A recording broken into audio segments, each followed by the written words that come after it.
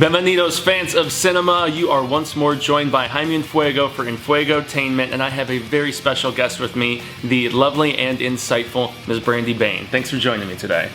Hi, how are you? I'm doing exceptional, especially since you're here seated with me, and I wanted to have a bit of a female perspective for this film, but not just any female. This is a woman that I actually saw the 2003 Peter Pan film with, which is the last time that we actually saw this iconic character on the big screen. Peter Pan's a baller, what can I say? Yeah, he definitely is. And it's funny though, because for this new film, the Joe Wright picture Pan, we're actually seeing some origins about Peter that I don't even think were ever explored in the literary sense. He's the pirate all pirates fear. Blood fear! Welcome to Neverland! Are you brave, Peter? I try to be. The name's James Hook. I'm trying to save your life, kid. Why? Let me handle this. Good fair lady, we come in peace. The little one, he wears the pan. The Pan is our tribe's bravest warrior. It was written, when you returned, we would unite against the pirates. If Blackbeard is going to destroy everything, I'll stand against him. Now kneel. I will never bow to you. Even deeper on Hook though, but that's foreshadowing on my part. So. Yep, this is a no spoilers review, so we're not going to go too into that particular thing, but I gotta say the film was a lot better than what most critics led me to believe. And so here we always talk about the bueno, the malo, and the feo, so the good, the bad, and the ugly. And so Brandi, I want to ask you first and foremost, like, what did you like about this movie? What was good? I like the whole movie. The whole movie? I pretty much visually was in awe of the whole film. You know how when you get into a movie and then you want there to be more, and then there's not any more, and then that's the end? That's kind of how I felt with this. I felt like there was so much more they can still do with it, and I'm gonna go ahead and cross my fingers and hope that there's a sequel. They did leave it open a little bit, but we're not going to mention much beyond that. But my most favorite good thing, to be absolutely bueno, would be Tiger Lily and all of her badassness, played by, was it Rooney Mara? Rooney Mara, correct. Yeah, she did Girl with the Dragon Tattoo, the David Fincher American version of it. Her badassness and just the costumes for everyone in the whole film. But for her especially struck a chord with you, I know. Yeah, fantastic. Yeah, no, she was a badass.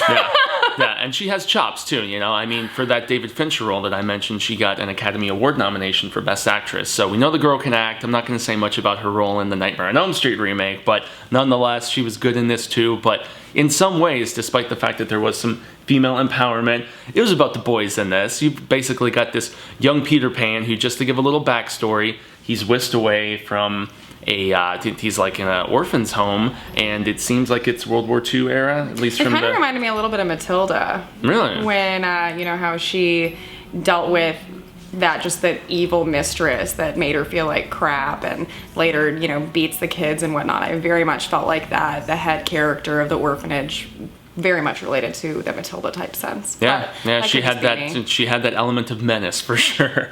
Yeah, definitely. And I would actually say, once again, I mean, the scenery was beautiful. It was a film that just, stylistically, I'm kind of disappointed we didn't see it in 3D, because there were certain points with, like, bullets coming from the, you know, the swashbucklers' guns and stuff like that, that I'm sure would have looked really sick. And the way they retraced, like, the memories when they went back through, and just some of that stuff, like they did with the wood rings, and it visually was mesmerizing. It was absolutely beautifully done. Yeah, very much so. And I mean, Joe Wright has done visual films before. I mean, not quite as heavy and fantastical as this, but Atonement was stylistically beautiful. Same with his take on Pride and Prejudice. And so, yeah, he's a British director that I think, you know, maybe people had super high expectations for what they thought the tone of this film was going to be, and there was some humor that I thought actually worked. And I know you even pointed out to me that you enjoyed some of the lines within the film, some of the dialogue, and like even if they were cliches to some degree. I mean, you know, the part where he's like, "You lied to me," and he's like, "Yeah, it's what adults do. Sometimes we don't always tell the truth." And yeah, it was kind of funny. And Hook's character, he was good. I liked him. Well, his name was James, you should. No, of course, yeah. But hey, that's the birth name, Brandolin. We're not supposed to discuss that with the viewers here. I am Jaime Fuego. Yeah, but no, his character was really great. He had this, like, I don't know, just like this thick Western accent. So he was almost like this Western sky pirate, which was really cool. Garrett Hedlund was the guy's name, and he's done like some TikTok type stuff, like Friday Night Lights and things Country like that. Strong, right? Country Strong. That's another one that I think you liked, right? I did. Yeah. But yeah, so overall, I definitely, it was good. The whole movie was good. The whole movie was good. It was almost 2 hours, and it didn't feel like 2 hours. On the second part of that female empowerment, the badassness of Cara Delevingne as a mermaid. Dating St. Vincent, the musician. she actually was all three mermaids, which was even cooler, but just the glowiness and the amazingness and all of that visually, and I mean, she doesn't say anything or do really anything besides save Peter at the one point. But which is still pretty prolific. You knew in it its was own going to sense. happen. Yeah. So when you knew it was going to happen, I mean, the whole time I was just waiting and waiting and waiting. I was like, are the mermaids going to come? Are the mermaids going to come? And then it was her. And I mean, she's done everything from Yves Saint Laurent to, I mean, Victoria's Secret modeling. She's an absolutely beautiful girl and is very talented. It's not the first time on screen for her, but it was a good surprise for me. I quite enjoyed it. Now, do you see why I wanted a female perspective for this one? It was pretty crucial here, right? So yeah, that was really, really good. Nice. Yeah, visually it was great, whether it was going to be CGI that they were using, because those spots were breathtaking, or the practical with the costuming and the makeup work. I thought top to bottom it was great. All the costumes. Let me say this again. If you like costuming, watch this movie. She's driving the point home. Costumes. The costumes. Yes. Yes. Awesome. So yeah, we have talked about quite a bit of bueno. There's mucho bueno to discuss here. We eventually have to get into the malo and the feo, because I try to make these reviews as objective as possible. I know that we had a concurrence about one of the malos, and it's actually something that a lot of critics ride it on too, and I think maybe they allowed this bad bit to really just cloud their sense of how the film was entirely, but there's a couple musical cues that make about a donut's amount of sense to me. It was only 2 songs. Only 2 songs, but still, they should have had original music for the movie, I feel like. Definitely, I completely agree. It would have taken on a whole new level, and for somebody who... I kind of live in the Disney universe sometimes. Hey, Pan had his day in the Disney universe. Yeah, it would have absolutely just created an entirely new trump card for me if there was some new music. And unfortunately, they decided to do a little bit of rehashing, which was kind of reminiscent to me of the Moulin Rouge, but Moulin Rouge was amazing. Even all those musical numbers. I wasn't expecting it in this movie. One of these artists was also in Moulin Rouge, and I gotta say, when the song was first being sung, it happens right when they first get to Neverland, and you're just scratching your head. You're like, what is going on here? Blackbeard, when he starts acting like that and starts doing the whole song thing and carrying over, it reminds me of Henry Ziegler, the guy who runs the Moulin Rouge, who's like, you know, cracking the whip and that whole noise. And yeah, it was reminiscent, but it wasn't reminiscent necessarily in a good way. I didn't enjoy and don't get me wrong, the songs, those 2 songs, I love both of them. I like one of them. I feel like it was out of place. Yeah, oh, it totally was. It stuck out like a sore thumb, and I think it almost took you out of the fantasy element, like you were in another world. No, it made you feel like, oh, this is like inspired by the real world. It made no sense, especially when you've got like the bombs coming down in the real world, and it's like the 40s World War II era, and then they're singing Nirvana. It's just, sorry, spoiler, that's what they're singing, and it's one of those WTF moments. I'm not going to drop the F-bomb here on the show, but it's like, come on, man. Tying in with what you said, though, I'm going to piggyback, as my co-host Cecil likes to say. I thought that Hugh Jackman was good, but a little too over the top at times. I mean, sometimes he was captivating me, and then at other times I was just like, what are you doing, man? So, but I guess that was kind of his character, right? I disagree. Yeah, you enjoyed it? He did it right. You didn't even realize it was Hugh Jackman, No, right? not until the end when we started talking about it. But I mean, even, sorry not to go back to the costuming again, but he even had the roll in his hair. The big roller that he had in the back of his head had double B's on it that said, it was like Blackbeard. Like, just all of that. Fabulosa. Oh, definitely. Super suave guapo, you know what I'm saying? But yeah, he definitely, I think he did a great job. I was really impressed. It really was just the music that threw me off and made me see, I don't know. It went with his character for sure, but I still don't feel like the songs were placed well. Yeah, okay. I also enjoyed the story for the sheer fact that it was an interesting original take, although one of the things I wasn't so fond of, I liked the character who portrayed Hook, like we talked about, but I think the whole, you know, making the guy who's eventually going to be the enemy start out as the friend and stuff, it's like, we've seen it in movies so many times, it just kind of felt like one of those tropey type things. Like, all right, been there, done that. But that's just for me. Did you think it worked? The dynamic between the two I of thought them? it was interesting. Initially, they didn't hit it off. He even told him, he's like, I don't care about you, you know, blah, blah, blah. And Did then you see a obviously character he arc for did, his- you know, for he his changed dude? his tune towards the end of it. I mean, I know we're supposed to be talking about the bad, but I enjoyed the little bit of romance that was in the film too. We're not going to mention between who, because it's non-spoiler. I'll just leave it at that. But yeah, I feel like it was done really, really well, and I liked the development of his character throughout the whole thing. He had an arc. I was a little bit in the foreshadowing realm when the whole thing happens with the crocodile. I was mildly disappointed that didn't take, its reign right there. But I wanted more obviously, crocodile, damn it. That's a malo. But the crocodile was still really good. Yeah, he looked cool. Really good. And that's a mark of a good film, is when, or at least a film that we enjoyed and thought was good, because I know a lot of critics are going to disagree with us, but if we keep coming back to good things... It left me wanting more. Every single piece of it, when I start to talk about something bad, I feel like it is leaving me on the hook of saying, well, you know what? On the hook. I got there and I saw it and it was great, and there were a few things I didn't like, but overall I still can't get over the fact that I absolutely adored the film. Very few movies are perfect. So we got to go into a Feo now, into an ugly. I think we've mentioned enough of the model. There wasn't really too much to mention, but the Feo, the ugly, for me, definitely what this lady who was running the orphanage was doing with these kids. We can't really spell out what was happening, but some of the ugly. She was definitely ugly. She was ugly on the inside. Some of the mistreatment was, oh goodness, it was bad. I mean, Remember way the beyond lady from Matilda. Matilda? Way beyond Matilda.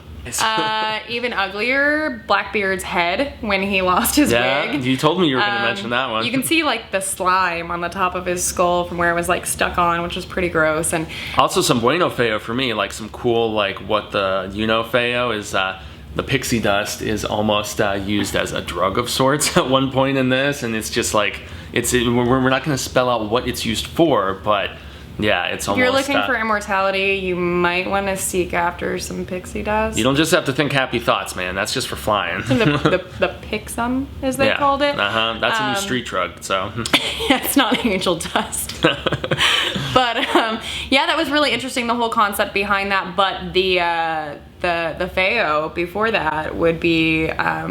we can't say too much on that, but there's something really ugly that happens with one of the characters before partaking in a little bit of immortality juice. Mm-hmm. So, yeah, you can look for that grossness. It was pretty gross. It was just one of those okay now. But the one other thing that I have to mention is the fact that I enjoyed this movie a lot, and so did Brandi, and the sheer fact that critics really rode this film hard. I think it's only got a 20-something percentile on Rotten Tomatoes right now. Yeah, I'm sorry, but I think that's BS. Yeah. That's to say it nicely. You guys were really, really mean. I mean, really mean. That's not an okay thing, especially with something to this magnitude. And the fact that it's been 12 years since somebody even touched on something in the Peter Pan I don't know realm. what kind of expectations these people were going in with, these heralded critics and whatnot, but I enjoyed the movie. I thought there were some cliches and some stereotypes, but I mean, what film doesn't embody that? I thought that the last Peter Pan with P.J. Hogan, the one from 2003, was similarly hated on by people. And even Hook. I love Hook. Rufio. And I still find people all the time who don't like that movie. And I'm just you guys need to...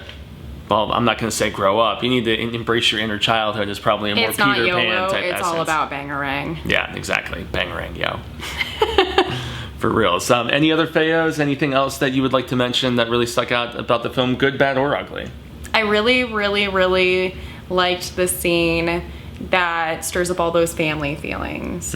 I definitely was on the edge of my seat, and I was fighting back tears a little bit because it spoke to me in a very emotional place. Yeah. Again, visually, it was absolutely fantastic, but I felt like I was surprised who played that character, too. Yeah, my heart and my spirit were definitely being tugged at this place in the film, and it was done so tastefully and had such a beautiful resolution. It made me very, very happy. Yeah, there is an essence of family connection within the backstory, and it's kind of cool the way they tied everything together. I think the script was good, and I would imagine that musical part that we had so much of an issue with was probably the score guy or the guy who was assembling the music for the film, and you know. Well, who knows? You can't really crush that guy, but Yeah. I mean, in the Boy, do I want to, though. in the same right, I feel like that really that was probably my biggest bone to pick with the film is I wish there was original music. Yeah. Had there been an original music, like the original score, there should have been something done, you know. And, Oh, well, the original And then songs in the Disney Peter Pan movie, you know? I mean, he can fly, he can fly, he can fly, he can fly. well, he they can... still did that. I mean, they played on all the stuff, with the second star to the right and straight on till morning. And they did, also the other he was line the that we boy like who so could much. Fly, and you well, find about out how the origins death is the greatest adventure. That's one of my Yeah. favorite lines from, I think that goes back to the original source text, like the Peter Pan book. Mm-hmm. And you it's get been in all the those movies. origin of how Peter became Peter Pan, how he actually got the name. You find out what all that has to do with everything. Yeah. I feel like it was very, very well put together, very well thought out. And visually, like I was just in awe. I can't even talk when I'm thinking about it. I mean, really, I'm like, She wants a sequel, and I do. Sequel. I guess we'll see how the numbers did at the box office. I know they weren't that good, and that's probably going to dictate what ends up transpiring. And that's another fail, the fact that we both collectively want to say that this movie was good and enjoyable, at least for us, and film is subjective, obviously. And I would watch another one. Yeah. In fact, I will watch this movie again. Indeed. I can't wait to watch it again. I liked and it. if I get the opportunity to see it in 3D somewhere and it's still out for us to go do that, or even on my own, I would love it. It would be great. I think it's totally worth it. The fighting. You like fighting? I mean, it's got everything. It's got romance. It's got action. It's got amazing fantasy visuals. It's got... Well, not the music. Yeah, that's the only thing. That's the only lacking thing. So, yeah, and the fail being that it got hated on more than it should have. And I think maybe because of those critics lomping on it, maybe a lot of people didn't go see it like they should have. And not go into it with an open mind. So... If you get a chance, go see it. Yeah, go check out Pan. That is a certified Fuego from me and from my lovely guest Brandolin here. So I want to extend a grande gracias to all of you guys for tuning in today. You can find me at Jaime Enfuego, just like you're seeing it spelled below on Instagram, Twitter, Facebook, and obviously here on YouTube. And do you have any sort of website, personal social media or something, or do you want to keep the stalkers away? Maybe one day, we'll see. Yeah, okay. Well, I extend the gracias to Brandolin for being my guest today, giving some ladylike perspective for this film that we enjoyed quite very much. Check out Pan, and thanks for checking out this broadcast today. And until I get to discuss film with all of you amigos once again, adios until next time. Hasta luego.